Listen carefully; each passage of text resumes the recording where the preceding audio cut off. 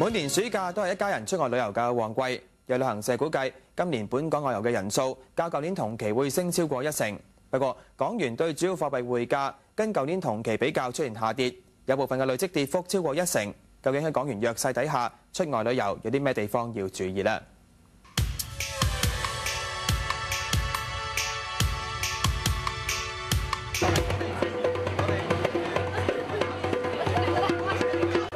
譬如講緊係歐洲度多人喜歡去旅遊嘅，因為始終學生考完試啦，佢哋歐洲可以有比較漫長啲嘅假期。咁至於近少少嘅，譬如話日本啦，咁都係一個非常之熱門嘅地點。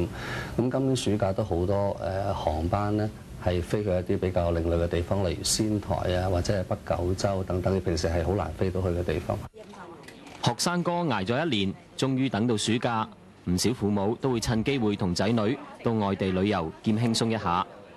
對於旅行社嚟講，暑假係一個黃金檔期，大家都會諗啲新橋，同埋開發多啲旅遊路線，希望可以吸引更多人報團。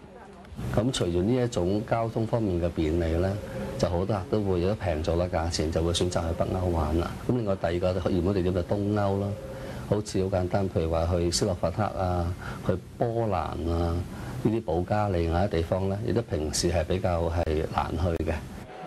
佢哋話：今年連航空公司都加開咗北歐同東歐新嘅直航航線，去配合市場嘅需求。不過機票嘅價錢，尤其係長途線，就比去年同期上升咗唔少。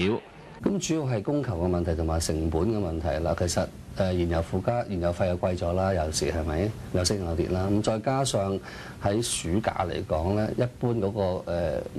個求係比較多嘅供，求多於供嘅，咁所以航空公司趁呢個時間都會盡量將個價錢咧喺適當地調高翻少少，例如話10% 到啊，